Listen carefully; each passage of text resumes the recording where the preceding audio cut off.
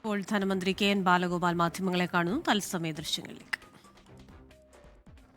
അധികം ഈ മാസം മാർച്ച് മാസം മാത്രം സംസ്ഥാന ട്രഷറിയിൽ നിന്ന് ക്യാഷ് ഫ്ലോ ഔട്ട്ഫ്ലോ വരേണ്ട തുകയാണ്. അത്രയും ഈ മാസം മാത്രം പോയിട്ടുണ്ട്. അതെല്ലാം കൃത്യമായി മാനേജ് ചെയ്തു. കഴിഞ്ഞ ദിവസമൊക്കെ 10,000-കണക്കിന് ബില്ലുകളാണ്. ബില്ലുകളുടെ തിരക്കെന്ന് പറഞ്ഞാൽ ഞാൻ മനസ്സിലാക്കിയ കണക്കുകൾ അനുസരിച്ചിട്ട് മിനിഞ്ഞാന്ന് മാത്രം 26,000 ബില്ലുകളാണ് പാസ്സാക്കി കൊടുത്തത്. ഈ എന്തുകൊണ്ടാണ് ബില്ലുകൾ നേരത്തെ പോസ് ചെയ്യുന്ന വർഷം 26,000 ബില്ലുകളാണ്. ഇപ്പോൾ ഓരോ ദിവസവും അങ്ങനെ ആയിരക്കണക്കിന് ബില്ലുകൾ പാസ്സാക്കിയിട്ടുണ്ട്. 24,000 കോടിയെങ്കിലും മാർച്ച് മാസത്തിലെ ഔട്ട്ഫ്ലോ കഴിയും. ചില അതിലും മേളിലിട്ട് വരും. ഇന്ന് വൈകിട്ട് ബാക്കി കണക്കുകൾ എടുത്തതിന് ശേഷം ഇന്ന് വൈകിട്ടാകുമ്പോഴേക്കും അതിന് പൂർണ്ണമായ വിവരം അറിയുള്ളൂ. അത്രയും പണം ചിലവായിട്ടുണ്ട്. നേരത്തെ ബഡ്ജറ്റ് അവതരിപ്പിച്ച സമയത്ത് ധനകാര്യമന്ത്രി എന്ന നിലയിൽ ഗവൺമെൻറ്റിൻ്റെ അവസ്ഥയെ സംബന്ധിച്ച് പറഞ്ഞു തുടങ്ങിയപ്പോൾ ഞാൻ പറഞ്ഞൊരു കാര്യമുണ്ട്.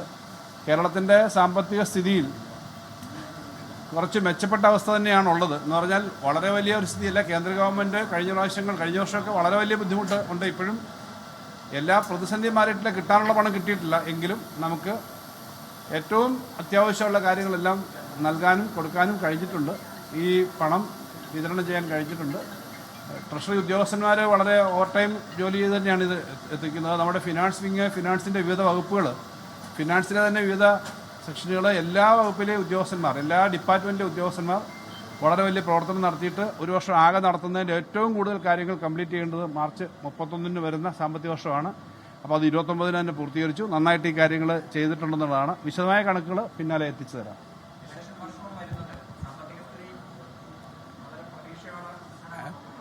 നമ്മൾ പറഞ്ഞത് നമുക്ക് ലഭിക്കേണ്ട പണത്തിൻ്റെ വലിയൊരു ഭാഗം ലഭിക്കുന്നില്ല എന്നുള്ള കണക്കുകൾ കറക്റ്റാണ്.